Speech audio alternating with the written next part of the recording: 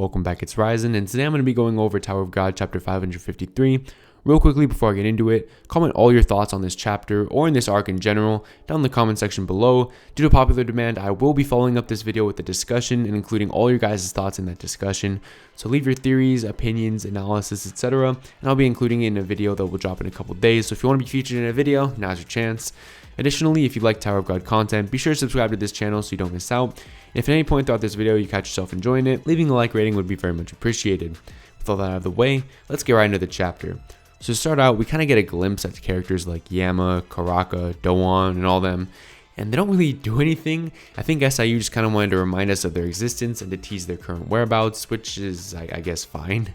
Then we get introduced to a dude named Lopobia Robodon, who has the title of Elite Tamer. Now this dude, first of all, has a cool design, but secondly, he was honestly pretty interesting. He gives an order to execute all the Beastkin, and then it's revealed that he's working to betray Traumare, presumably because Laura is his niece or something. I'm guessing this guy values his actual immediate family over somebody like Traumare, which honestly it does make sense. I mean, I think about stuff like this all the time, like in Tower of God. I don't really think that the families, the members of the elite families really view those like random individuals as part of their actual family. They only really care about their immediate family like us, and everybody else, just because they're from the same family, they're pretty much just strangers, right? I guess there is some sort of familiarity there, like they have maybe gone through similar things, upbringings or whatever, and they have the same culture, so I guess there is that. But I feel like members of the same family are kind of like more like members of the same race. Like Lopobias would be considered like black people or something, or like Mexicans or something, because there is like such thing as like Lopobian food, if I'm saying that correctly, which we did see I think a couple chapters ago, which was really interesting to me. So I think like the family heads are more like races than actual families themselves, you know what I mean? So that is interesting how that functions. And then there's also like different races within, like, you know, there's like giants, there's like beastkins, there's like animals. So like I don't really know how that works. It's kind of just all one big mess. But yeah, I do think that like even though like they're all humans, they're kind of like the same race, or they're like, you know what I mean? There's like the human race, and then there's like families which are also races and whatever. But anyways, all that discussion aside, it's kind of irrelevant.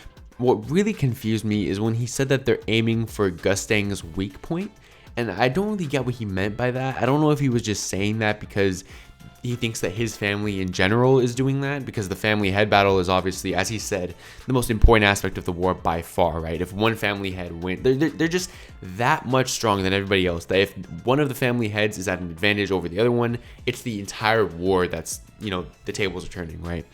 So is he aiming for Gustang's weak point himself, or is he just saying that because he knows that's what his family is doing? And also, what even is Gustang's weak point? Like, how does that even exist, and how can you even find it? That just makes no sense to me. So if you guys can clarify that for me or something, or if you have anything to speculate, let me know in the comments, because I'm just kind of confused about that whole point. But after that scene with Robodon, we get to a bunch of filler, which everybody's pretty much just going to the hotel. That's really about it.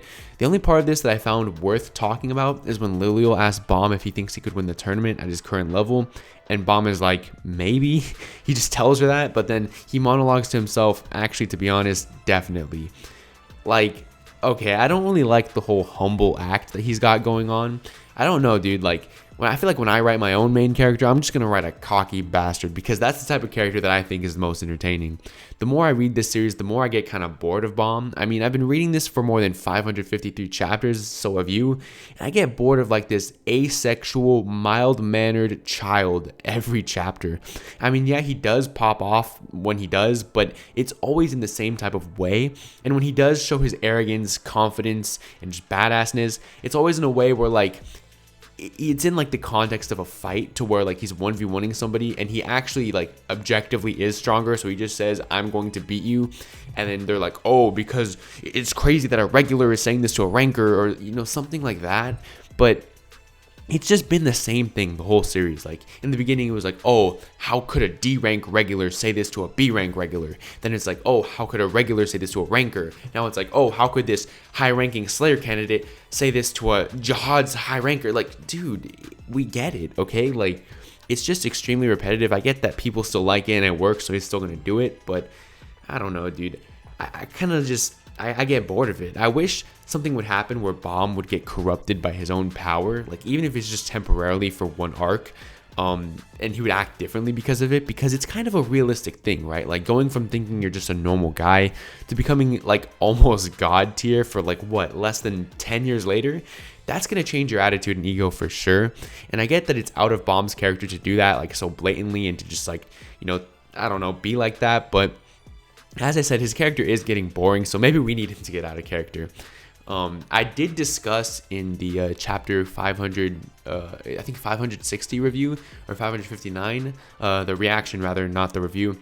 There was a comment that said something about, you know, maybe Bomb's personality being able to change because he absorbed White. I think that would be really, really cool.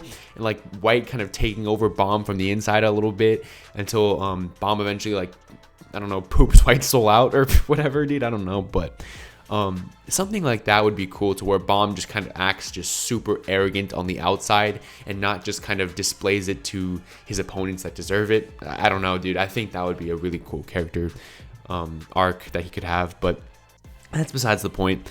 After Bomb says all this, we get introduced to the best character in this arc, Mosquito Boy. Now, Mosquito Boy does give some exposition here that, to be quite honest, I'd rather die than go over right now, so I won't. But after that, we see Lopobia Ren sneak up on Bomb in his room at night. And, you know, to be honest, I think we can all guess how this is going to go. He's just going to get clapped on, right? It's going to be the same old thing that we always experience, where it's like, oh, how is he this strong? You know, blah, blah, blah, blah, blah. And then, you know, he just gets cooked up. But, you know, unfortunately, I cannot give my full predictions as is. But I've already read the next chapter and the next, like, what, like, all the way up to 560 after that. So the Patreon link is in the description. My reactions to chapters 554 to 560 are all on Patreon. I just uploaded 559 and 560 today. So if you're interested, be sure to check that out. Special shout out to my patrons, Gavin, Nicholas, and Remorsefuls, for being those irregular and access tier patrons. It means the world to me. And a massive, massive special shout out to my newest patron, Joel. Thank you so much. I really do appreciate it. Leave a comment if you're you know, watching this, and I will, you know, like to thank you personally in the comment section below as well. I really do appreciate all the support on Patreon. It really does mean the world to me. And I'm going to keep putting exclusive content on there for as long as I can. And yeah, that's about it. If you're looking for a place to discuss Tower of God or just chill and talk about pretty much anything, you can join my Discord server. The link's in the description as well. I love talking to you all. Don't forget to leave a like if you enjoyed and a comment letting me know your thoughts. And I'll see you guys all in the next video, which will hopefully be out in the next couple days. Going to be talking about this chapter in more depth and again featuring your comments. Yeah, that's about it. Peace out.